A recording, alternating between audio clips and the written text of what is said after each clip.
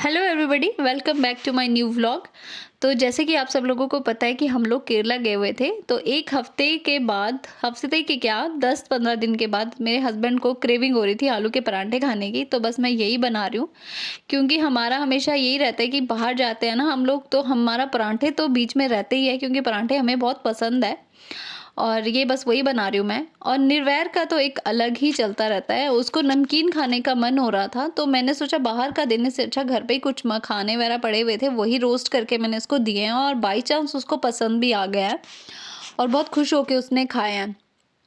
आजकल ना मौसम बहुत ज़्यादा ठंडा है और बाई चांस आज धूप निकल गई थी, तो मैंने सोचा चलो इस धूप का फ़ायदा उठाया जाए। ढेर सारे कपड़े थे धोने के लिए, ढेर सारे, इतने ज़्यादा कि आप देख सकते हो कि कुछ तो धो दिए हैं और कुछ अभी धुल रहे हैं।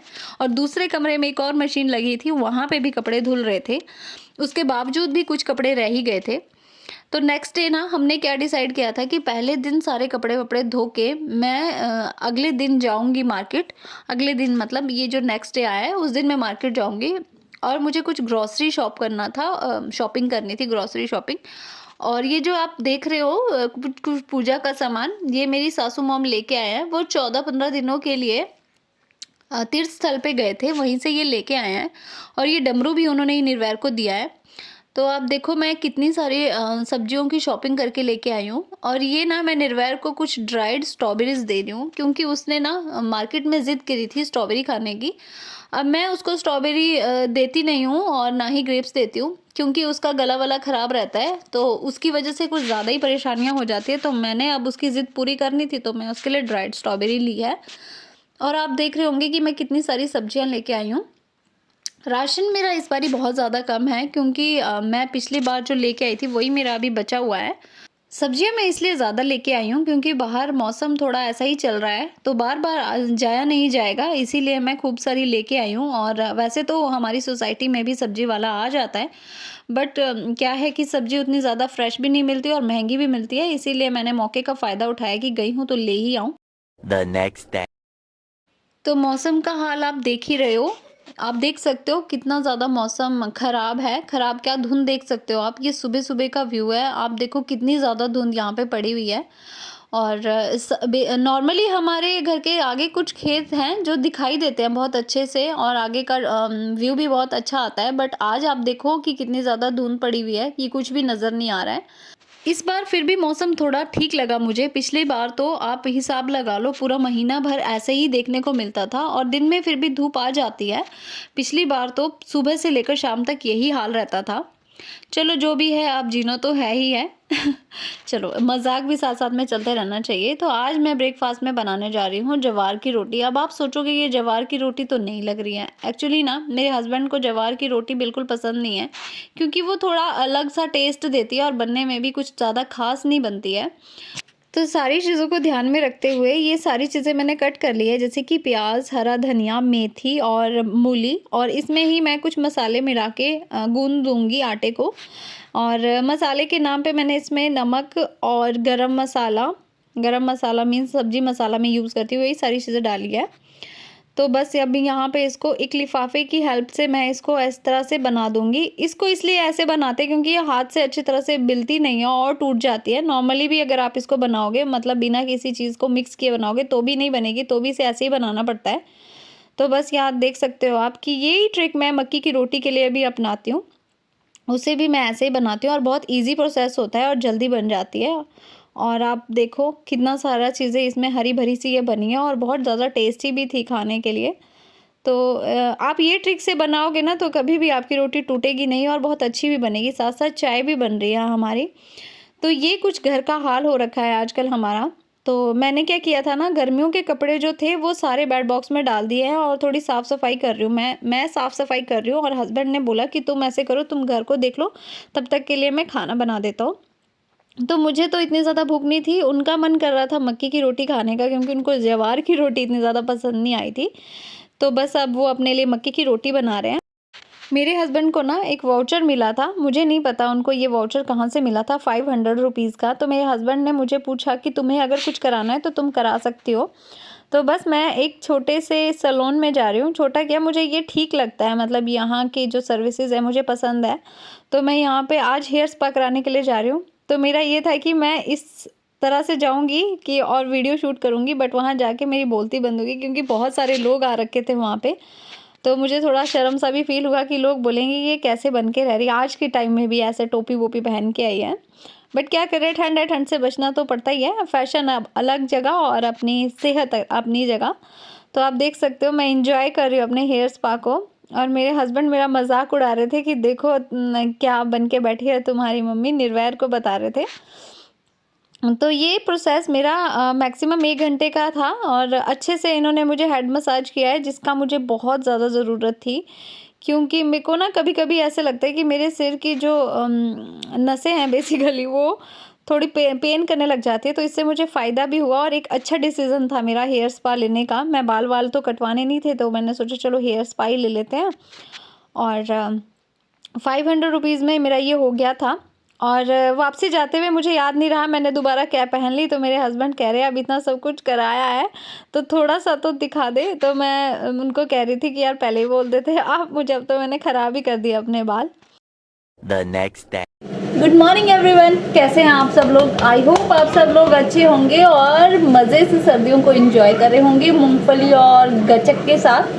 मूंगफली और गचक मैंने इसलिए कहा है क्योंकि लोहड़ी आने वाली है और हम लोग तो पंजाब में रहते हैं और मज़ा बहुत आने वाला है। बहुत सारे फंक्शंस हैं जो अटेंड करने हैं। एक हम कल रात को अटेंड करके आए थे, उसकी वीडियोस मैं आपको आगे दिखाऊंगी। तो बहुत ही मज़ा आ रहा है हमें। तो ठंड भी है बट ठीक है, चलता है थोड़ा बहुत, तो सीज़न बदलते रहते हैं, मज़ा बहुत आता है गर्मी सर्दी दोनों। और आज मैं ब्रेकफास्ट में भी बना रही हूँ मक्की की रोटी। तो आप ये देख लो, ये परात रखी हुई है मैंने और यहाँ साथ में मैं बेल रही हूँ। मैं झुक के इसलिए बात कर रही हूँ क्योंकि मैंने ट्राइपॉड यूज़ नहीं किया है, मेरे सामने फ़ोन रखा है। तो मैं आपको दिखाती हूँ, ये देखो इसको मैं ऐसे हाथ से बेल रही हूँ और जो ये लिफाफे पे रखी हुई है, मुझे जो ट्रिक पता है मक्की की रोटी बनाने की, उसको ऐसे हाथों से मार के बड़ा किया जाता है। और ये देखो एक तो यहाँ पे बन गई है, इसमें मैंने खूब सारा डालडा यूज़ किया है। हम लोग ऑयल की जगह डालडा यूज़ करते हैं परांठों के लिए, तो एज अ परांठा मैं इसको बना रही हूँ। और ये बन के ऑलमोस्ट रेडी है, थोड़ा सा सेकूँगी मैं इसको। उसके बाद मेरे हस्बैंड बैठे हैं अंदर खाना खाने के लिए। 2 रोटी मैं उनको ऑलरेडी दे चुकी हूँ। अब ये मत सोचा इतनी ज़्यादा रोटी की, पतली पतली बनती है और बहुत ज़्यादा टेस्टी होती है क्योंकि इसमें आटा कम है, मूली, प्याज और हरा धनिया, मेथी मिला हुआ है इसमें। आप देख सकते हो नमक मिर्च हल्दी जो भी आपको मिलाना है मिला सकते हो अपने अकॉर्डिंग मसाले। तो ये बन रही है। तो ये कुछ पिछले कल की वीडियोस है जो मैं आपको दिखा रही हूँ। तो जो मेरे हस्बैंड है उनके फ्रेंड, बहुत ही अच्छे फ्रेंड है, बचपन के फ्रेंड है उनके घर का फंक्शन है, ये लोहड़ी फेस्टिवल है।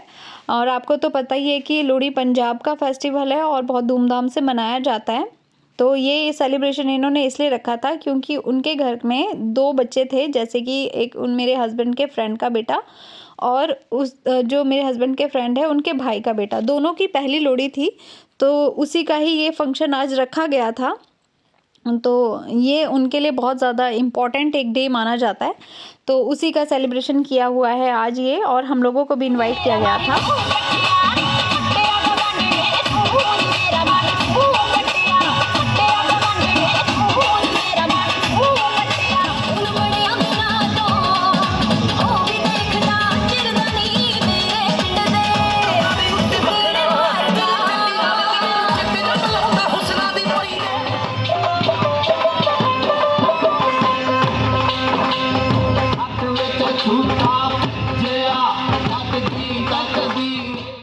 खूब सारा डांस और खूब सारी खाने के बाद आप देख सकते हो इनकी फैमिली कितनी ही खुशनसीब होते हैं वो लोग, टचवुड, जिनके दादा दादी होते हैं। तो बहुत मज़ा किया हमने। और अब बारी है घर के कामों की। तो आज मेरे हस्बैंड बनाने जा रहे हैं घी। हमने घी बनाने का प्रोसेस स्टार्ट किया हुआ है। तो जो घर में हमने मलाई इकट्ठी करी हुई थी 1 हफ्ते की, तो बस उसी को घोल घोल के अब घी की शेप दी जाएगी।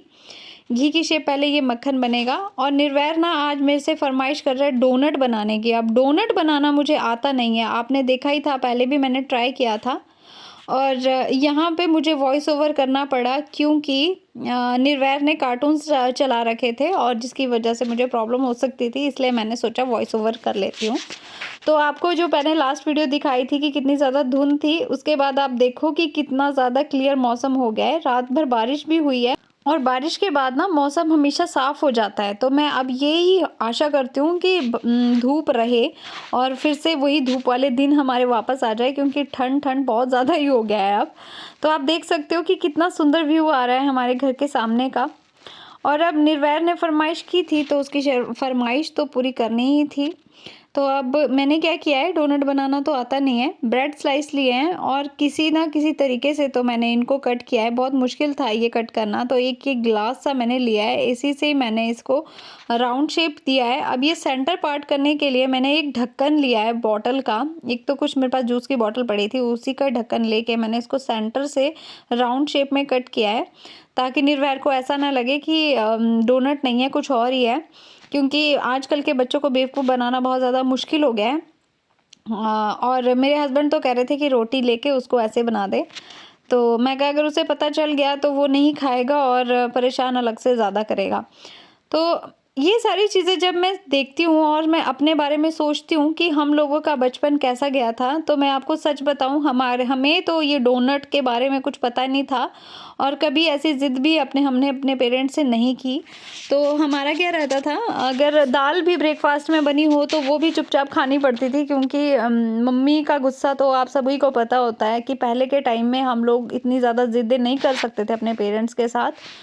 तो साथ-साथ देखो आप, मक्खन भी हमारा तैयार हो गया है, जो मलाई को वो घोल-घोल के मेरे हस्बैंड ने मक्खन निकाल दिया उसका। अब इसको अच्छे से क्लीन कर लेंगे ठंडे पानी से और सारा इसमें जो ये एक्स्ट्रा पानी या दूध निकल रहा है उसको निकाल के फेंक देंगे। आप इसको रख के इसका कुछ बना भी सकते हो, पनीर भी बन जाता है वैसे इसका, बट बहुत कम क्वांटिटी होती है तो मैं अपना काम नहीं बढ़ा रही थी। साथ-साथ डोनट सेक रही हूँ निर्वैर के, हँसी भी आ रही है मुझे, बट क्या है अब बच्चों के लिए करना ही पड़ता है, कुछ तो उसके पेट में जाए। तो आप देख सकते हो मैंने इसको डोनट का जैसा रूप देने के लिए इसके ऊपर हल्का सा मैंने जैम स्प्रेड किया है। और सच बताऊं, मुझे डोनट के बारे में कुछ पता भी नहीं था। डोनट मैंने 2017 में खाया था, वो भी ऑफिस में कुछ पार्टी थी, उसमें ये चीज़ें आई थी, डोनट और पिज़्ज़ा। तो डोनट क्या चीज़ होती है मुझे उस टाइम पे पता चला था और शायद मैंने एक ही बारी उस टाइम पे खाया था और एक बारी अभी कुछ दिन पहले ही निर्वैर के लिए लिया था, तो शायद एक बाइट लिया होगा मैंने उसमें से। तो ये मैं बस इसमें ऊपर से चॉकलेट सिरप स्प्रेड कर रही हूँ, क्योंकि निर्वैर को चॉकलेट वाला खाना था, तो ज़्यादा तो नहीं, मैंने हल्का-हल्का ही किया है कि ज़्यादा मीठा ना हो जाए। तो ये देख लो मक्खन हो गया है तैयार, अब घी बनना भी स्टार्ट हो जाएगा थोड़ी देर में ही। तो निर्वैर को खुशबू आ गई है, तो वो आ गया, उससे रहा नहीं जा रहा है, तो मैं उसको इसलिए रोक रही हूँ कि ये जो सारे में चॉकलेट सिरप हो गया है तो दूसरी प्लेट में इसको ट्रांसफ़र करके दूंगी, नहीं तो वो सारा ही गंदा हो जाएगा, हाथ वगैरह सारे कपड़े वगैरह गंदे कर देगा। तो ये दूसरी प्लेट में शिफ्ट करके मैं उसको देने जा रही हूँ खाने के लिए। तो देखो कितना खुश हो रहा है वो, और ऐसे उसको लग रहा है कि ये सच में ही ओरिजिनल वर्जन ऑफ डोनट है। बच्चों को बेवकूफ़ बनाना उतना भी ज़्यादा मुश्किल नहीं है अगर आप तरीके से उनका बेवकूफ़ बनाएं, बट ठीक है, जब तक चल रहा है तब तक चल रहा है। तो ये देखिए आप, घी बनना स्टार्ट हो गया है। तो आज की वीडियो के लिए बस इतना ही, आपसे मिलती हूँ मैं नेक्स्ट वीडियो में।